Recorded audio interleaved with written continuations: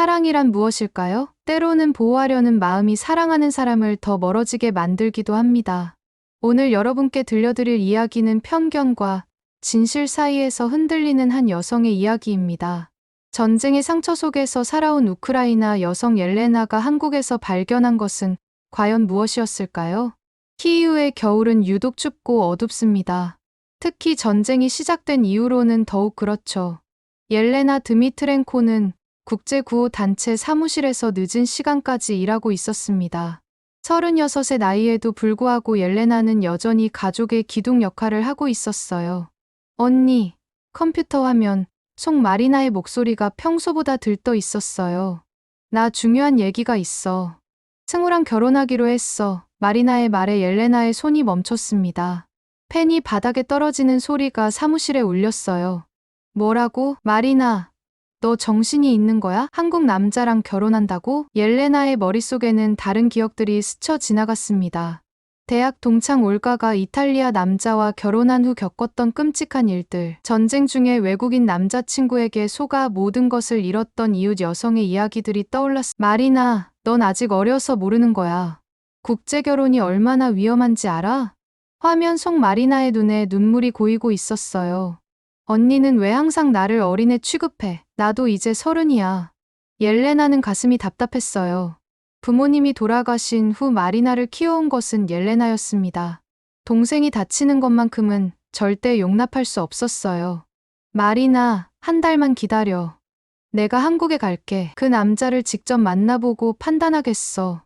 언니, 제발 편견으로 판단하지 마. 승호는 정말. 하지만 옐레나는 이미 마음을 정했어요. 안 돼. 내가 직접 확인하기 전까진 결혼 얘기는 꺼내지도 마. 통화가 끝난 후 옐레나는 창밖을 바라봤습니다. 전쟁으로 상처 입은 키이우의 거리가 보였어요. 옐레나는 너무 많은 배신과 상처를 봐왔습니다. 동생만큼은 그런 고통을 겪게 할 수 없었어요. 다음 날 아침, 옐레나는 한국행 항공편을 예약했습니다. 마음속으로는 이미 그 한국 남자를 설득해서 마리나와 헤어지게 만들 계획을 세우고 있었어요. 인천공항에 발을 딛는 순간 옐레나는 예상했던 것과는 전혀 다른 광경에 놀랐습니다. 키이우 공항과는 비교할 수 없을 정도로 깨끗하고 체계적이었어요. 언니, 도착 게이트를 나서자마자 마리나의 목소리가 들렸습니다. 동생은 한국에 온 지 3년이 된 만큼 완전히 한국 스타일로 옷을 입고 있었어요. 옆에는 키가 크고 단정한 인상의 남자가 서 있었습니다. 승호 씨예요. 마리나가 조심스럽게 소개했어요. 승호는 정중하게 인사했습니다. 안녕하세요, 옐레나 씨. 마리나가 언니 얘기 정말 많이 했어요. 차로 이동하는 동안 옐레나는 승호를 은근히 관찰했습니다. 운전할 때도 신호를 잘 지키고 다른 차들에게 길을 양보하는 모습을 봤어요. 버스 정류장 근처를 지날 때 옐레나는 사람들이 질서정연하게 줄을 서서 기다리는 모습을 봤습니다. 러시아워 시간임에도 불구하고 밀치거나 새치기 하는 사람이 없었어요. 저기 봐, 언니. 마리나가 창밖을 가리켰습니다. 버스에서 내리는 할머니를 젊은 사람이 도와주잖아. 정말로 그랬어요. 버스에서 내리기 어려워하는 할머니의 손을 젊은 남성이 잡아들이고 있었습니다. 이상하네. 옐레나는 혼잣말을 중얼거렸습니다. 뭐가 이상해? 마리나가 물었어요. 사람들이 너무 친절해. 서로 모르는 사람인데도 승호가 마리나에게 뭔가 말했고 마리나가 통역해 주었어요. 승호가 그러는데 한국에서는 어려운 사람을 도와주는 게 당연하다고 배운대. 편의점 앞을 지나가면서 옐레나는 한 가지 더 놀라운 광경을 봤습니다. 무거운 물건을 들고 있던 아주머니를 보고 지나가던 학생이 자연스럽게 도와주고 있었어요. 내가 가진 편견은 대체 무엇을 기반으로 한 거였을까? 옐레나는 스스로에게 물어봤습니다. 적어도 지금까지 본 것만으로는 한국 사람들이 기본적인 예의와 배려를 아는 사람들이라는 것을 느꼈거든요. 하지만 여전히 마음 한구석에는 의심이 남아 있었어요. 겉으로만 친절한 건 아닐까? 옐레나는 승호를 바라보며 생각했습니다. 아직은 판단하기 이르다고 느꼈어요. 카페로 향하는 길, 갑자기 앞쪽에서 쾅 하는 큰 소리가 났습니다. 승호가 급하게 브레이크를 밟으며 차를 세웠어요. 교차로에서 우회전하던 소형차와 직진하던 배달 오토바이가 부딪힌 것 같았어요. 옐레나는 즉시 차에서 내리려고 했어요. 국제구호단체에서 일하는 만큼 응급 상황에 대처하는 것이 몸에 밴 습관이었거든요. 하지만 문을 열기도 전에 놀라운 광경이 펼쳐졌습니다. 사고가 난 지 채 10초도 되지 않아 주변 사람들이 벌써 움직이고 있었어요. 옆 상점에서 나온 사장님으로 보이는 중년 남성이 스마트폰을 꺼내 어디론가 전화를 걸고 있었습니다. 동시에 지나가던 직장인 한 명은 사고 현장 주변으로 다가오는 차들을 향해 손을 흔들며 교통 정리를 시작했습니다. 누가 시킨 것도 아닌데 자연스럽게 움직이고 있었어요. 한편 근처 약국에서 나온 아주머니는 가방에서 휴지와 밴드를 꺼내고 있었어요. 넘어진 오토바이 운전자에게 다가가 무릎에 난 상처를 살펴보고 있었습니다. 옐레나는 차 안에서 이 모든 광경을 지켜보며 말문이 막혔어요. 자신이 도와주려고 했던 일을 이미 다른 사람들이 척척 해내고 있었거든요.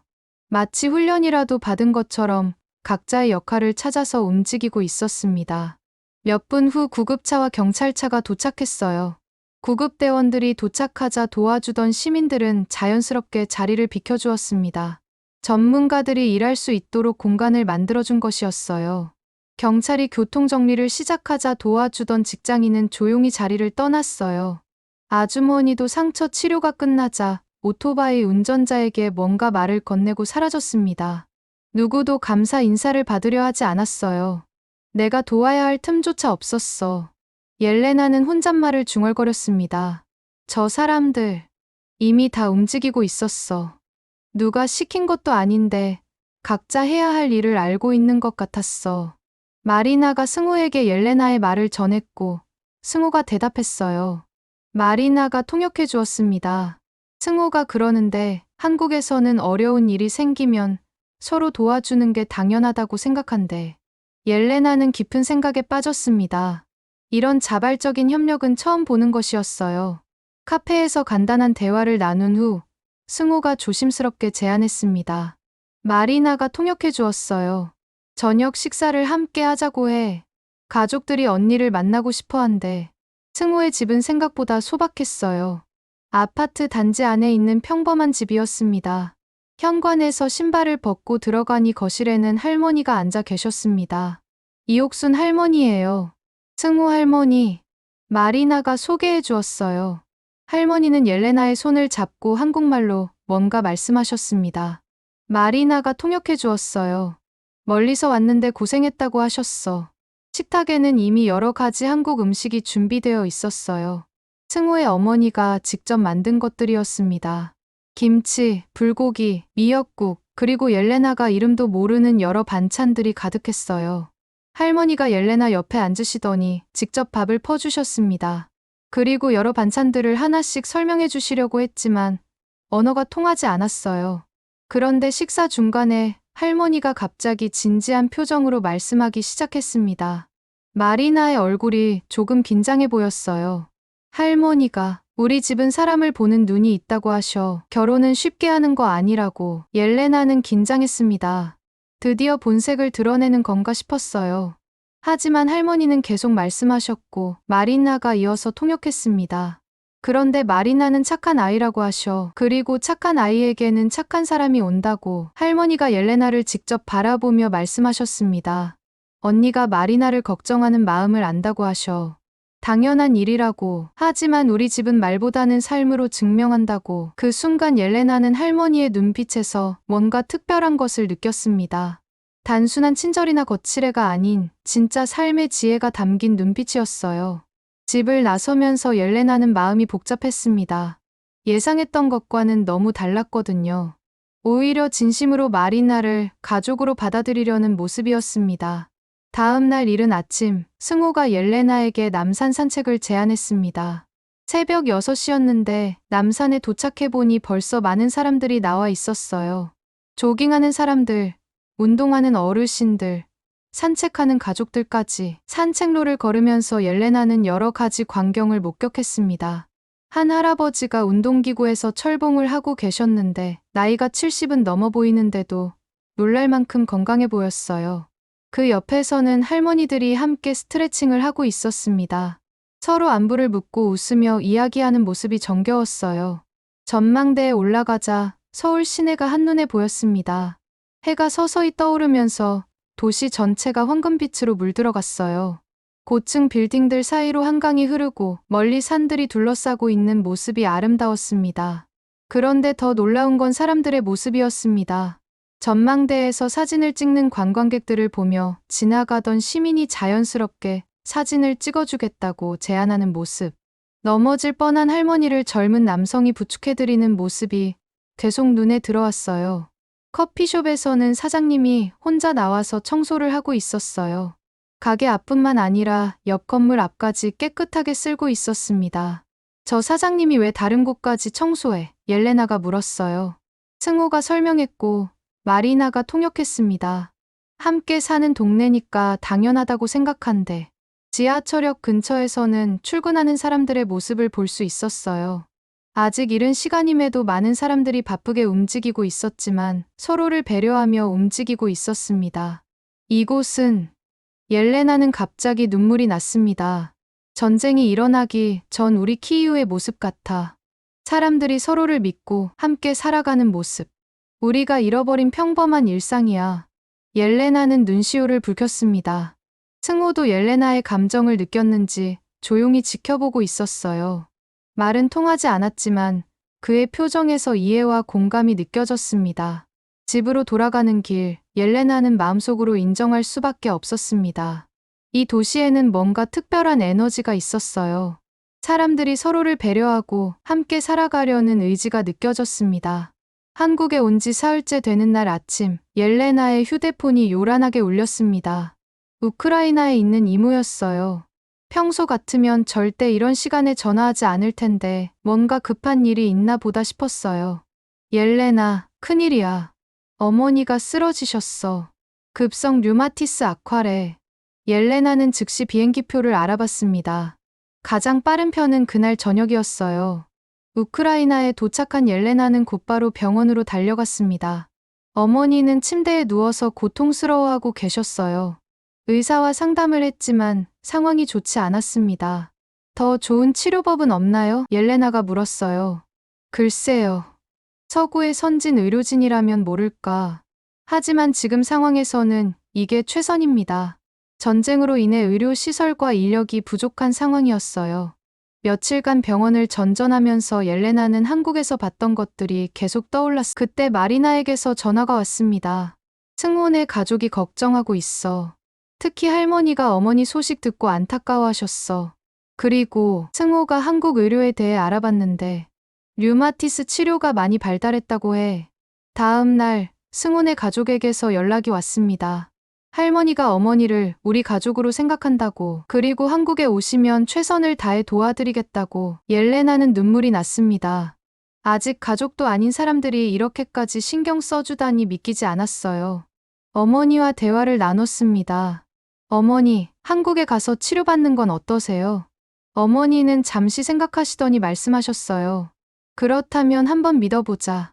내 병도 치료하고 너도 마리나도 행복할 수 있다면. 하지만 결국 현실을 인정할 수밖에 없었습니다. 전쟁으로 인해 우크라이나에서는 어머니가 제대로 된 치료를 받기 어려웠고 한국에서는 가능성이 있었어요.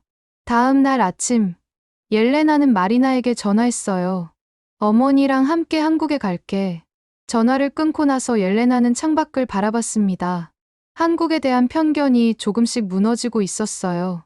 우크라이나에서 이틀을 더 보낸 후 옐레나는 어머니와 진지한 대화를 나눴습니다.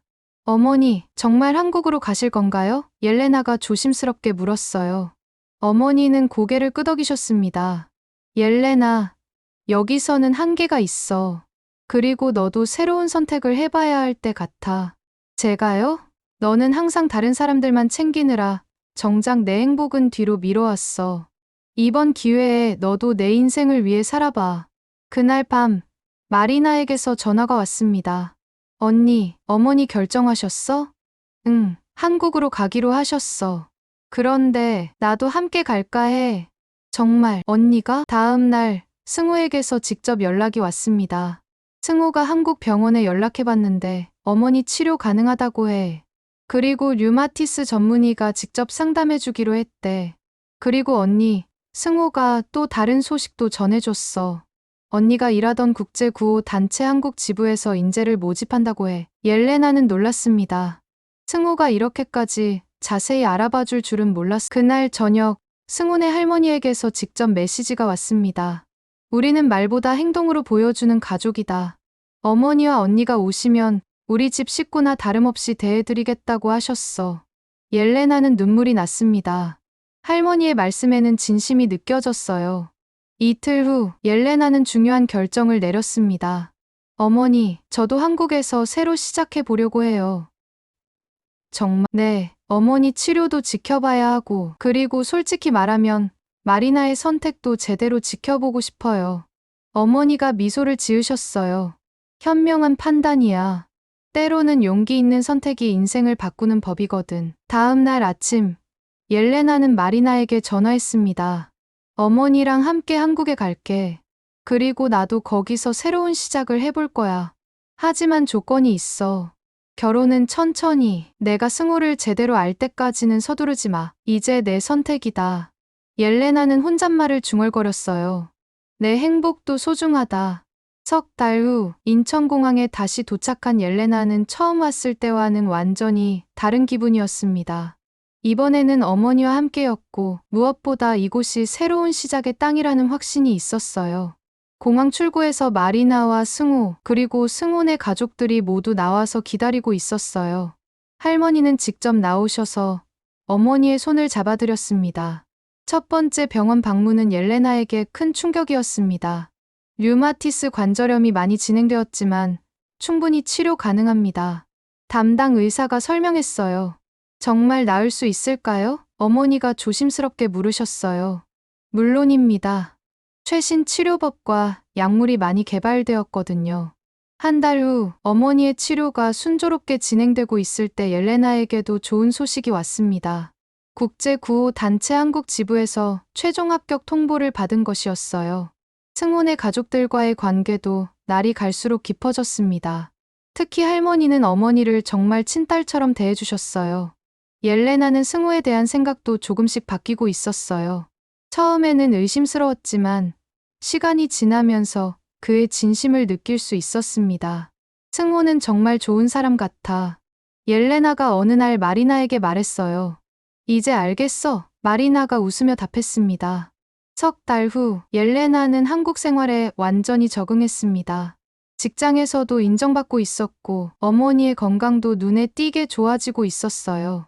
그리고 드디어 마리나의 결혼식 날이 다가왔습니다. 옐레나는 마리나의 들러리로 섰습니다. 이제 정말 가족이 되었네. 할머니가 옐레나의 손을 잡으며 말씀하셨어요. 결혼식이 끝난 후 옐레나는 한강공원에서 혼자 산책하고 있었어요. 서울의 야경이 아름답게 펼쳐져 있었습니다.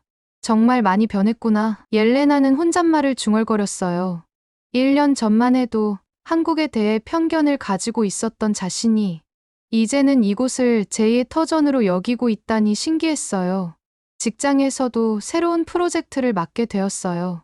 동유럽 난민 지원 프로그램이었는데 옐레나의 경험과 언어 능력이 큰 도움이 되었습니다.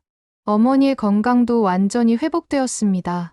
이제는 지팡이 없이도 걸을 수 있게 되었어요.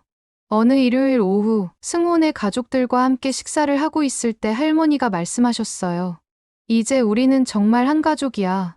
마리나가 통역해 주었어요. 옐레나도 마리나도 우리 딸이고 어머니도 우리 어머니야. 옐레나는 눈물이 났습니다. 이런 따뜻한 가족의 품에 안기게 될 줄 몰랐어요. 그날 밤 옐레나는 일기를 썼습니다. 오늘로 한국에 온 지 1년이 되었다. 처음에는 동생의 결혼을 막으러 왔지만 지금은 내 인생의 새로운 시작을 찾았다. 이제 한국은 낯선 곳이 아니다. 내 가족과 새로운 삶의 터전이다. 창밖으로 서울의 야경이 보였어요. 네온사인들이 반짝이고 사람들이 평화롭게 거리를 오가고 있었습니다. 옐레나는 이 모든 것이 자신의 일상이 되었다는 것이 감사했어요. 때로는 편견을 버리고 마음을 열어야 진짜 행복을 찾을 수 있구나. 옐레나는 미소를 지으며 생각했습니다. 한국에서의 새로운 삶이 이제 시작되었어요. 사랑하는 사람을 지키려는 마음, 그것은 때로 우리를 맹목적으로 만들기도 합니다. 하지만 진짜 사랑은 상대방의 선택을 믿어주는 것에서 시작되죠. 옐레나가 그랬듯이 말입니다. 편견이라는 두꺼운 벽을 허물고 나서야 비로소 보이는 것들이 있습니다. 따뜻한 마음, 진실한 배려, 그리고 진짜 가족의 의미를요. 어쩌면 우리 모두에게는 옐레나가 한국에서 발견한 것 같은 새로운 시작이 기다리고 있을지도 모릅니다. 용기 내어 한 걸음 내딛는 순간 인생은 완전히 달라질 수 있으니까요. 여러분의 마음속에 있는 편견의 벽도 언젠가는 무너뜨릴 수 있기를 바랍니다. 그 너머에는 분명 더 아름다운 세상이 기다리고 있을 테니까요. 오늘 이야기가 여러분의 마음에 작은 울림이라도 전해드렸다면 좋아요 버튼으로 응원해주세요. 그리고 더 많은 감동적인 이야기들을 보고 싶으시다면 구독과 알림 설정도 잊지 마세요. 여러분의 따뜻한 관심이 더 좋은 콘텐츠를 만드는 원동력이 됩니다. 감사합니다.